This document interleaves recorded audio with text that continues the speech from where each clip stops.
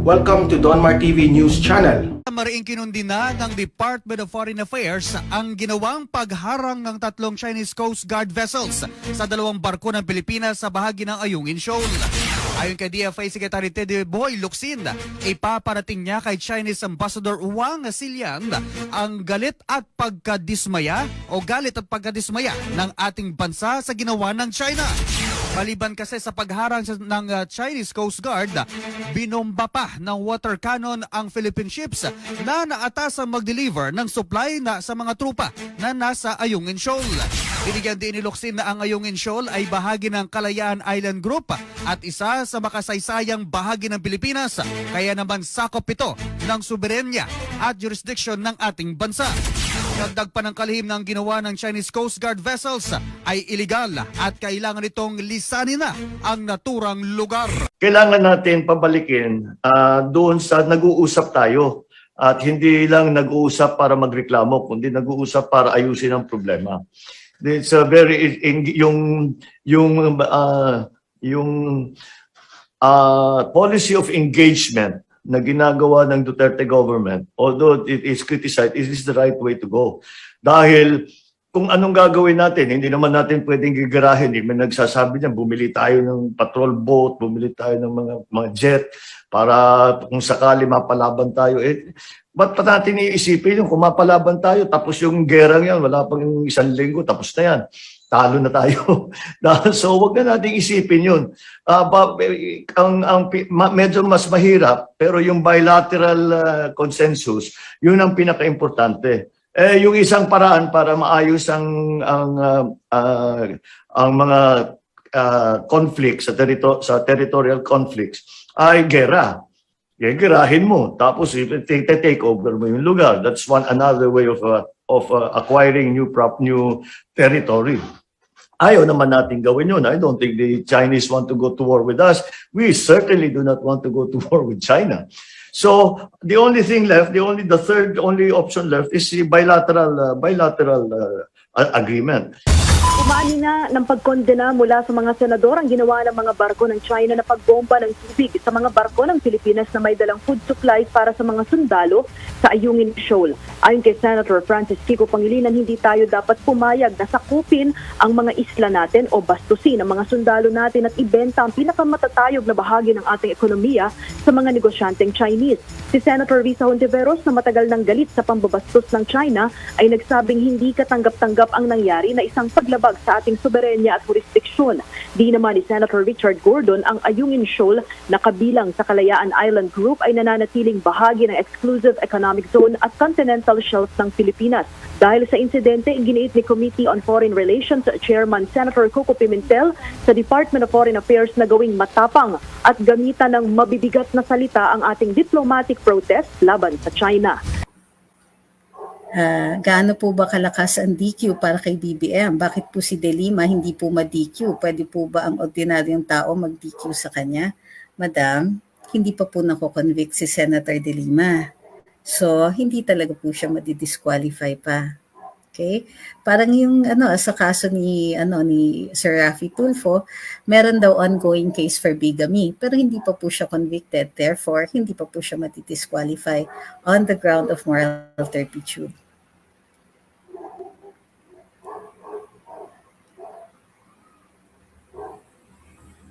V. Swanka says, oh, good grief, what's wrong with my computer? Sorry. Maraming salamat, PLDT. V. Swanka says, pero ang ending, pag nahati ang votes, baka si Lenny o Isko pa or Lenny yung manalo. I think that both candidates are pretty confident. Both Senator, grabe, ang hirap, no? Kasi Senator Bong at saka former Senator Bongbong are both confident that that's not gonna happen.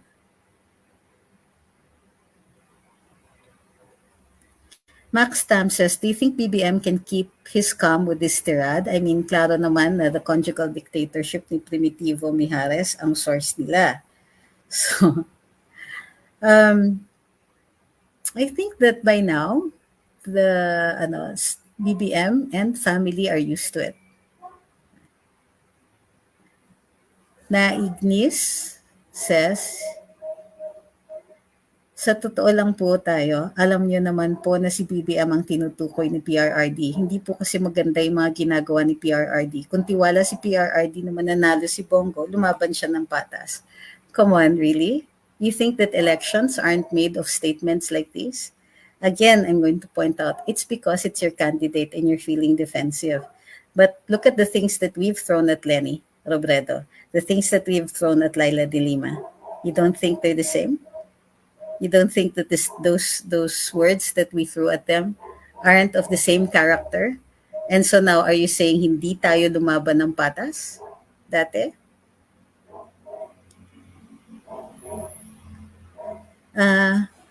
Hermary Lamasan Gittering says, ano po masasabi niyo sa pagpapatanggal kay TP sa SMNI ng camp ni na Senator Go at Banatbay? I really don't know if there's any truth to that. So until I have facts, then I'm not going to talk about it. Kasi it's not fair kung magagawa ako ng opinion na wala naman tayong kaalam-alam tungkol dun sa facts.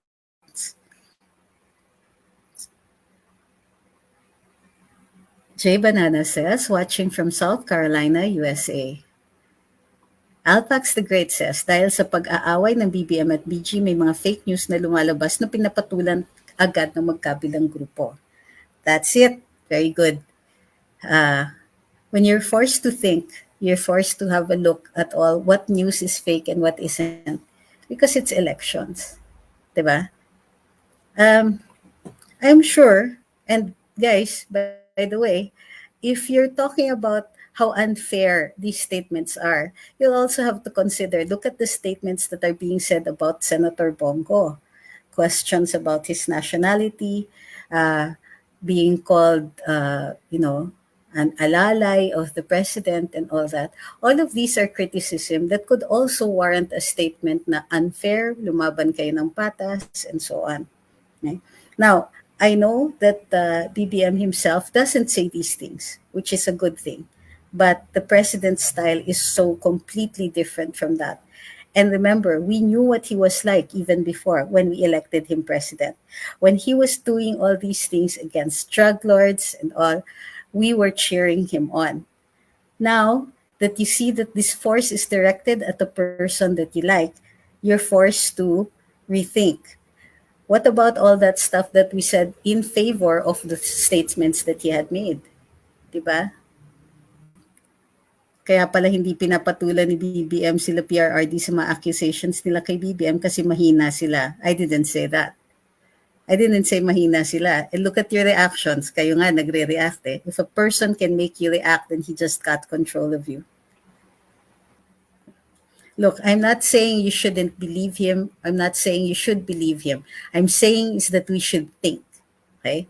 Now, the president has done this with other drug suspects. He did this with the police generals. Didn't file a case, they resigned. They forced to leave and so on. Why? Because it's possible that there was some truth to it, but they were avoiding litigation. It's something that lawyers do. You avoid litigation. You avoid an actual court case. Okay? It saves you and the court time.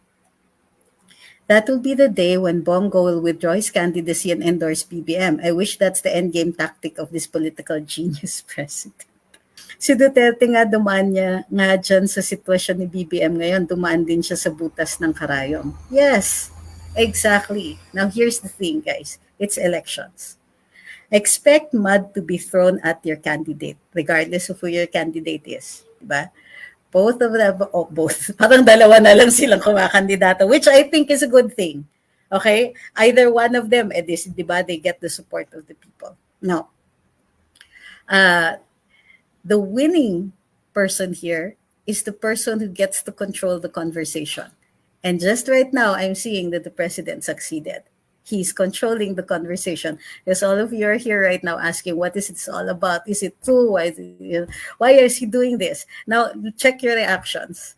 Some of you are asking, totoo ba ito? Which I think is, well, of course, that's okay. That's a regular reaction. But there are others who, without finding out the truth or the falsity of the statement, galit na sila dun sa nagsalita. Why are you reacting that way? I do want to know. Instead of saying na, okay, let's find out about this. Is this true or is it not true? And so on. Diba?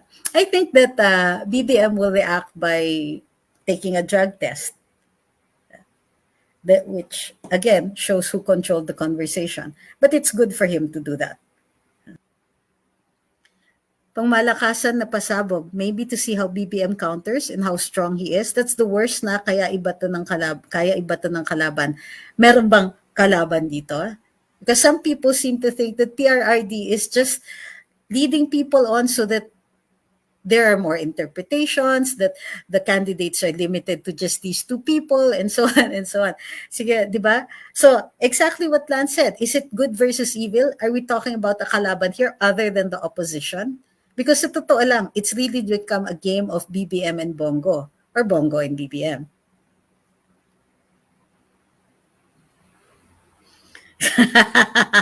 Sabi ni Bonnie Garcia, natawa ako sa leave Lenny out of it. Di ba? Not enough. Never mind. I don't want this to be about her. Nag-aral po ba kayo ng psychology? Daping ko natututunan sa inyo about reading situations. Salamat po sa libre lessons. Right? But I think we need to realize something here. Is that no matter what, you can't take the president out of this equation. This was the guy who dragged us kicking and screaming into the 21st century. This is the guy who looked at what a mess the country was and said, we can fix this. Do you think that he would get into a fight that he cannot win or cannot at least put in a good showing? Seriously. The ideal for all of us here is yung magkaano,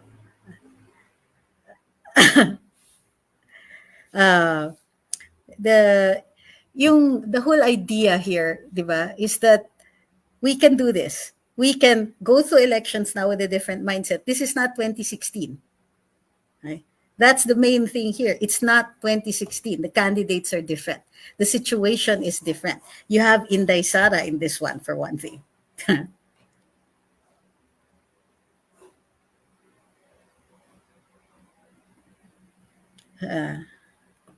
We all have high respect for PRRD. He's good. So survey clearly shows BBM and Sara, Vox Populi, Vox Day. Yes, but it isn't elections yet. Yeah. Oh, para dun sa ibang mga natatakot dyan, sasabihin na naman, bias, ganyan. Bakit ako bias? Because I'm not saying things that you want to hear? Come on. I've never been one to say things that you, simply because you want to hear them. Sometimes there are things that you don't want to hear but have to be said anyway. Maybe PRRD knew that this will be thrown to BBM later on in the campaign and diffusing it this early to preempt the opposition and the Rojas Boulevard building and bungling their timing. What is the Rojas Boulevard building? Okay. All right. So now, there you go. Everybody's thinking. Good. But I like that. I like your the way you're thinking now. It's no longer simply may sinabi itong taong to, galit na tayo, and that's it. Babaw yan eh. That's not how the president plays this game. The other day may nagalit sa akin because I called politics a game that the president is playing. Well, actually we all are playing it. But it's a figure of speech. Pag nagalit kasi sabi ko, hindi to laro-laro. Sabi daw niya, hindi to laro-laro. Yeah, chill. Abelano Limmin says, siraan na lang ang alam nila para umangat, lumaban na lang ng parehas. Hayaan, ayan na naman tayo. It's the same argument. We've answered this one. Babe says, bakit di niyo masabi kung anong nagawa? Baka magbago pa isip ng mga undecided kaysa awayin yung mga goldista. Who are the goldistas? I'm not sure, ha? I don't know yet. Hindi pa ako nakakahabol dyan sa goldista na yan. Who is goldista? But didn't I say malasakit centers are already a thing? And that's a big deal for somebody who's only been senator for 3 years. BBM certainly has the advantage of years of service. I'll grant you that, diba? Of course. Sabi ni Karen Minyao, confirm na talaga. I think you're PRRD silent advisor kahit di kayo close. Uy, grabe, coincidence lang to. I'm only a Duterte watcher. I observed he listens to you. No, it's a coincidence. But with his own tactics, sinasadya niyang galitin ng mga Marcos loyalists kahit VP pa si Inday. Sainthood it is. Iba feeling nun, fulfilling ang existence. Common sense na lang tayong lahat. Walang taong gagawa ng maraming kabutihan then suddenly ruin someone on top of the presidential surveys. Ang daming tao sa caravan, may ibang chess move na naman si Digong. But, it's not true that I'm the president's advisor. Baka may maniwala dyan. No, actually, walang maniniwala dyan. No. Ito natawa ko. Ma'am Yoli says, existing pa ba mga oppositions? Haha. Yun na nga eh. Tignan nyo, sa politika, pag hindi ka pinag-uusapan, wala ka na. O, sinong pinag-uusapan natin dito ngayon? Michael Sacramento says, something the millennials could appreciate since they're having a ride in their life. Very colorful ang politics since Duterte. Talagang ang kakaiba ang political strategy ni PRRD. Parang roller coaster. Di mo alam sinong kinakampihan niya. Ito yata yung tinatawag na paradigm shift sa politika. Parang mamulat na tayo sa katotohanan at katatagan ng pagpili ng mga leaders sa bansa. Gods, I love you guys. I swear. Grabe guys, wag naman natin i-reduce to that. That's not what that's why the president throws all of these things at us. So suddenly we're thinking about achievements. You think about, didn't you notice, isn't that a more objective standard? Guys, di ba? Sabi ni Harry Reyes, all candidates are just players and PRRD is the game master. He's always 2 steps ahead of anyone in politics. Diba? Diba? He may be, this is something I noticed about the president, is he can get away with so many things. He can be, how do you call this? So politically incorrect. Di ba? Pag nagsasalita siya, may address to the nation, sasabihin niya, ito, si ganito yan, that's yan. And we keep forgiving him. Haven't you noticed? We love the guy. And sometimes what he says confuses us. And we need to sit down and think, wait, what did he mean by this? Talaga bang ginagalit niya? But I like this person. Why are you doing this to me, Mr. President? And so on. And think of how far we have come since 2016.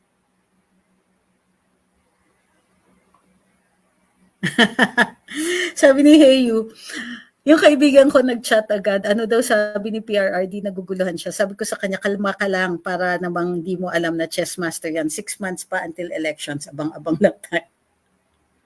Diba? Okay. So this is it. The president is just saying that throw it into the winds. And alam mo yan, it's like, it's like this. We're at a party. Yeah. One of the persons in that party goes out of the room, then throws in a smoke bomb. Everybody goes, it's all confusion and all of that, and go out and people, go outside and it's all gulo-gulo. Then after it's done, everybody's outside, you look at each other and then you start laughing. Yeah. Something like that. Except, some of us are really worried.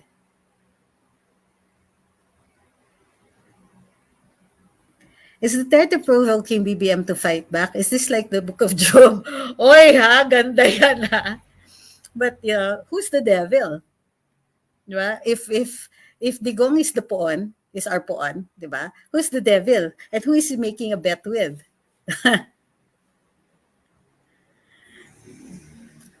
Ed Sky says, do you think Bongo will benefit if Bongbong will be disqualified? I don't think so. Then most loyalists will shift their presidential votes to other candidates and to be a perilous situation, I assume, for them. Okay, but we also know that the votes won't go to Lenny. Ito, what's your take on Mayor Sara's decision on being the chairman of Lakas CMD? Well, it's like this. The chairman is Senator Bong Revilla. And usually the chairman of a political party is the highest ranking official. So this is in anticipation. Lakas CMD is giving the chairmanship to Inday Sara because although she's not the most ranking political member, kumbaga, government member of the party, she certainly is the most influential and quite possibly the most powerful.